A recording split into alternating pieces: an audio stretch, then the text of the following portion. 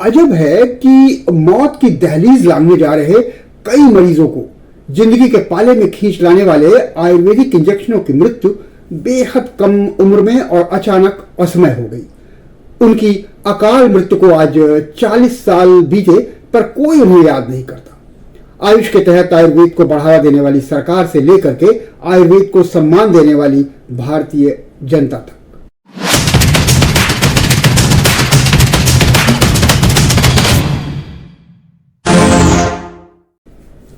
आज हम बात करेंगे आयुर्वेदिक इंजेक्शंस के बारे में। दिल का रोगी है तो उसके लिए हृदयामृत इंजेक्शन वाकई बेहद असरदार था। कई मामलों में लहसुन, अदरक और एट्रोपिन से बना शूलांतक भी कम कारगर नहीं था। अगर दमा ने दम उखाड़ दिया है तो भारंगी वसाका और एड्रेलिन से बना सोमा और दशमूल अशोका और कैल्शियम ग्लूटामेट से बना इंजेक्शन प्रवाल दोनों शानदार प्रभाव वाले थे। पीलिया की अंग्रेजी दवा कर करके हार गए हैं तो शरपुंगा या पुनर्नवा का एक इंजेक्शन ही काफी था। इसी तरह के तमाम छोटे बड़े रोगों, फोड़े फुंसियों तक के लिए भी कभी आयुर्वेदिक इंजेक्शन लगाए जाते थे और वे बहुत असरदार थे। जड़ी बूटी से बनी आयुर्वेदिक इंजेक्शन वाकई बिना किसी साइड इफेक्ट के इतने ज्यादा इफेक्टिव थे कि मॉडर्न मेडिसिन वाले इंजेक्शनों को चुनौती मिलने लगी और ये रुतबा आयुर्वेदिक इंजेक्शनों ने अपने शुरुआती 10-20 सालों में ही कमा लिया था। लेकिन अजब है कि मौत की दहलीज लांघने जा रहे कई मरीजों को जिंदगी के पाले में खींच लाने वाले आयुर्वेदिक इंजेक्शनों की मृत्यु बेहद कम उम्र में और अचानक असमय हो गई। उनकी अकाल मृत्यु को आज 40 साल बीते पर कोई उन्हें याद नहीं करता। आयुष के तहत आयुर्वेद को बढ़ावा देने वाली सरकार से लेकर के आयुर्वेद को सम्मान देने वाली भारतीय जनता तक। कम उम्र में उसने जो शानदार काम किया उसकी यादें यूं भुलाने लायक नहीं है। पर सच यही है कि आज बहुत कम लोग जानते हैं कि आयुर्वेदिक इंजेक्शन कभी शर्तिया इलाज के लिए मशहूर होते थे। हमने अपनी इस उपलब्धि के बारे में बोलने बताने से परहेज किया और इस कदर परहेज किया कि अगली पीढ़ी जो है वो इसके बारे में जानने की उत्सुकता तक गंवा बैठी। जब आयुर्वेदिक इंजेक्शन सफल थे, प्रचलन में थे, तो आगे बढ़ने की जगह आखिर अचानक कहां मिला गए? ये अपनी स्वाभाविक मौत मरे या फिर इनकी हत्या हुई? इनके सफाई के पीछे कोई कारोबारी सरकारी साजिश थी या ये किसी दुर्घटना का शिकार हुए? उस समय इनकी जान बचाने की कोई कोशिश नहीं हुई होगी। आज भी इनके समर्थन में कोई मजबूत आवाज तो सुनाई नहीं देती। स्वदेशी को बढ़ावा देने वाली सरकार के समय में भी इसके प्रति कोई पहल नहीं है। फिलहाल स्वामी रामदेव द्वारा आयुर्वेदिक दवाओं के दावों और एलोपैथी को नीचा दिखाने के आरोपों के अदालती बहस के बीच इस पर एक नजर डाल लेना बेहतर होगा। जब अंग्रेज मॉडर्न मेडिसिन लाए तो उसने अपनी एंटीबायोटिक, क्लोरोफॉर्म के साथ सर्जरी और इंजेक्शंस के जरिए देश में पहले से चालू आयुर्वेदिक चिकित्सा पद्धति पर गहरा असर डाला। जड़ी बूटी वाले वैद्य और खमीर, रोगन, सफूफ वाले हकीमों की जो तूती बोलती थी वो अब एलोपैथी के नक्कारखाने में डूबने लगी। आयुर्वेदिक गुटका, वटिका, रसावले, भस्म चूर्ण इतने तेज असर वाले नहीं होते थे जितने मॉडर्न मेडिसिन की गोलियां, कैप्सूल, सिरप और सुइयां। लोग सोचते थे कि इंजेक्शन लगवा लिया तो फिर रोग जल्द भाग जाएगा, क्योंकि दवा सीधे नस से होते हुए शरीर के उस अंग विशेष तक पहुंच गई होगी। आयुर्वेद में दवा देने का तरीका नहीं था। आयुर्वेद के वैद्य दवा के तेज असर के मामले में पिछड़ने लगे, तो उन्होंने आयुर्वेदिक सार तथा इंजेक्शनों के बारे में सोचा होगा और वे भी अपने प्रवाही सार और इंजेक्शन ले आए, संभवतः 1920 के आसपास। जबकि 1844 में आविष्कृत और 1853 में व्यावहारिक तौर पर अभ्यास में लाए एलोपैथिक इंजेक्शन 3 दशक पहले भारत पहुंच चुके थे। 40 के दशक में प्रताप तकरीबन 100 तरह के आयुर्वेदिक इंजेक्शन बनाता था। तब तमाम सरकारी अस्पतालों में तरह तरह के आयुर्वेदिक इंजेक्शन लगाए जाते थे। 1940 से 50 के बीच वैद्यकीय और आयुर्वेद को लेकर के निकलने वाली भारतीय पत्रिकाओं में जो है वो इससे संबंधित तरह तरह के और बड़े बड़े विज्ञापन देखने को मिलते हैं। दर्द, दिल के रोग, दमा, पेचिश और मिर्गी सहित सैकड़ों व्याधियों के लिए इंजेक्शनों के विज्ञापन उसमें छपे हुए दिखते हैं। इन विज्ञापनों में उन किताबों का भी जिक्र होता था जिसमें आयुर्वेदिक इंजेक्शनों को चमड़ी के भीतर, नसों या मांसपेशियों में कैसे लगाया जाए इसका सचित्र वर्णन होता था और इन इंजेक्शनों के लगाने के बारे में सावधानियां बताई जाती थी।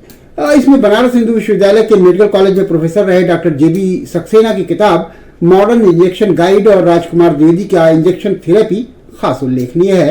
ये तब बहुत बिकती थी। बहुत से विज्ञापन इंजेक्शन लगाने का प्रशिक्षण देने के बारे में होते थे कि आएं और हमारे वहाँ प्रशिक्षण लें, और प्रशिक्षण ले लेंगे तो आपकी वैद्यकीय की दुकान और ज़्यादा बेहतर चलेगी। और तो कुछ बड़ी कंपनियों के आयुर्वेदिक इंजेक्शन जो बाजार में आ चुके थे, उनके नाम और वो किन तत्वों से बने हैं, उनके क्या फ़ायदे हैं, उनकी खूबी, ये सब बताते थे। टीका देने में जो विभिन्न प्रकार के सिरिंज जो मोटाई और उसके हिसाब से होते थे, उनके अलग अलग आकार की जो निडल है और पूरे इंजेक्शन बॉक्स का भी खूब धुआंधार प्रचार तब इन विज्ञापनों में देखा जा सकता था।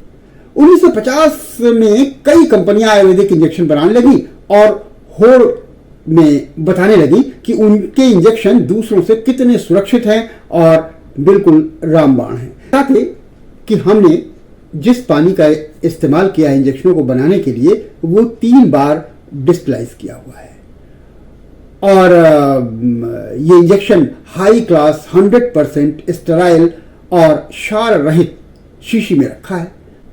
मतलब इन्फेक्शन और दूसरी इंप्यूरिटी से पूरी तरह से ये इंजेक्शन दूर है। वे ये भी दावा करते कि उन्होंने सैकड़ों खरगोश पाल रखे हैं जिन पर वे इंजेक्शनों के पायरोजेंस का परीक्षण करते हैं। पायरोजेंस बैक्टीरिया से बने कार्बनिक कंपाउंड होते हैं, ऑर्गेनिक कंपाउंड होते हैं, जिसके चलते इंजेक्शन लगाने के बाद जूड़ी या बुखार आ सकता है। इनका दावा था कि उनके बनाए इंजेक्शनों से जूड़ी बुखार नहीं आता। वे बताते हैं कि इंजेक्शन का पीएच जो वैल्यू है, वे संतुलन को कई पैमानों पर परखते हैं और उनका जो इंजेक्शनों का नेक्रोसिस टेस्ट चूहों, खरगोशों, गिनी पिग वगैरह पर हमने कर लिया है। फार्मा कंपनियां दावा करती कि सरकार के नियमों कानूनों के तहत जो है, वे प्रशिक्षित कुशल फार्मासिस्ट और केमिस्ट इन इंजेक्शनों को बनाते हैं और इन बनाए हुए इंजेक्शनों को सरकारी विभाग द्वारा जांच और अनुमति के बाद ही डॉक्टरों को, चिकित्सकों को बेचा जाता है, भेजा जाता है। जब मरीज इंजेक्शन से जल्दी ठीक होने लगे तो सन 1950 के बाद आयुर्वेदिक इंजेक्शनों की मांग बेतहाशा बढ़ गई। फिर आयुर्वेदिक इंजेक्शन बनाने वाली कंपनियों की और इंजेक्शनों की बाढ़ आ गई, जबकि महंगा कारोबार था। अगले 3 दशकों तक भले ही एलोपैथी या मॉडर्न मेडिसिन का बोलबाला बढ़ा, पर आयुर्वेदिक इंजेक्शन भी चलन में आगे बढ़ते रहे। एक स्थिति ऐसी आई कि एलोपैथी इंजेक्शनों से इसकी होने लगी। ऐसा माना जाने लगा कि तत्काल आराम दिलाने में आयुर्वेदिक इंजेक्शन एलोपैथी से कहीं से भी कमतर नहीं है। आयुर्वेदिक इंजेक्शनों का दायरा एलोपैथिक इंजेक्शनों जितना तब भी नहीं फैला था, लेकिन इसकी तेज बढ़त से मॉडर्न मेडिसिन वाले इंजेक्शनों को खतरा महसूस होने लगा। अपनी चमक फीकी पड़ते और भविष्य के कारोबार पर खतरा देख करके आयुर्वेदिक इंजेक्शनों के खिलाफ वे लोग मामला अदालत में ले गए। आखिरकार ड्रग कॉस्मेटिक्स एक्ट 1940 का सहारा लेकर 1983 में आयुर्वेदिक इंजेक्शनों पर रोक लगा दी गई। तर्क दिया गया कि इसका आयुर्वेदिक ग्रंथों में कोई वर्णन नहीं है। इस तरह से दवा देने के बारे में आयुर्वेद के बड़े से बड़े, पुराने से पुराने ग्रंथ में कहीं कोई बात नहीं कही गई है। तो आयुर्वेद को इस तरीके के इस्तेमाल करने का कोई अधिकार नहीं है। तब जबकि आयुर्वेद में दवा देने के लिए सूची का भरण, सूचीवेद, धमन नस्य जैसे तरीके बताए गए हैं, जो किसी पाइप के या सुई के द्वारा दिए जाते हैं। सुश्रुत कई बार बस्तिबद्ध यंत्र का इस्तेमाल करते हैं। ये शरीर के भीतर दवा पहुंचाने की एक अत्यंत पतली खोखली नलिका ही है तो है। सुप्रीम कोर्ट कह चुका था कि दूसरों की तरह आयुर्वेद को भी अपना विकास करने का अधिकार है, परंतु उसकी अनदेखी हुई और स्वदेशी आयुर्वेदिक इंजेक्शन हमेशा के लिए बैन कर दिए गए। लोगों ने कहा कि आयुर्वेदिक इंजेक्शनों को केवल इसलिए बैन करना कि आयुर्वेद के ग्रंथों में इसका वर्णन नहीं है, ये ठीक बात नहीं है। किसी भी थेरेपी को समय के साथ साथ टेक्निकल डेवलपमेंट को अपनाने, शामिल करने का पूरा अधिकार होना चाहिए, अवसर मिलना चाहिए। तब जबकि लाखों ये मानते हो कि आयुर्वेदिक इंजेक्शन बिना किसी साइड इफेक्ट के शानदार काम कर रहे थे, ऐसे में ऐसा फैसला अनुचित और समझ से परे है। एलोपैथी के हक में आए इस निर्णय के बाद हजारों वैद्यों की रोजी रोटी छिन गई और इंजेक्शन बनाने वाले फार्मा कंपनियों के करोड़ों के कारोबार का कबाड़ा हो गया। जबकि एलोपैथ डॉक्टर आयुर्वेद की दवाइयों को हर्बल ड्रग के तौर पर तब भी इस्तेमाल करते थे और आज भी कर रहे हैं। सोचिए यदि आयुर्वेदिक इंजेक्शन आज भी प्रचलन में होते तो उसमें कितना शोध विकास हो चुका होता, वे कितने अधिक प्रभावशाली बन चुके होते, दवा बाजार में उनकी अच्छी खासी हिस्सेदारी होती। संभव है कि कुछ दूसरे देशों तक इसका चलन फैल चुका होता। आयुर्वेद को ये दिन न देखना पड़ता, उसकी साख बहुत मजबूत और वैश्विक होती। 1940 के ड्रग एंड कॉस्मेटिक एक्ट को पिछले दिनों संशोधित किया गया। क्या आयुर्वेद के समर्थक, दवा व्यवसायी इसमें संशोधन करवाने और आयुर्वेदिक इंजेक्शनों के निर्माण संबंधी छूट के लिए आवाज नहीं उठा सकते? अदालत ने फैसला देते समय आयुर्वेदिक इंजेक्शनों के इस्तेमाल पर मनाही जरूर की थी, पर उसके बारे में शोध और विकास के लिए इन इंजेक्शनों के इस्तेमाल पर रोक नहीं लगाई थी। आज आवश्यकता है कि आयुर्वेदिक इंजेक्शनों पर शोध हो और इनकी बहाली के लिए फिर अदालती लड़ाई लड़ी जाए। सरकार को ड्रग एंड कॉस्मेटिक्स एक्ट में ऐसे प्रावधान शामिल करने को एक बार फिर से मनाया जाए। इस एपिसोड में इतना ही। मिलेंगे अगली बार फिर किसी ऐसी ही जानकारी और सूचना के साथ। धन्यवाद, नमस्कार। देखते रहिए द एडिटर।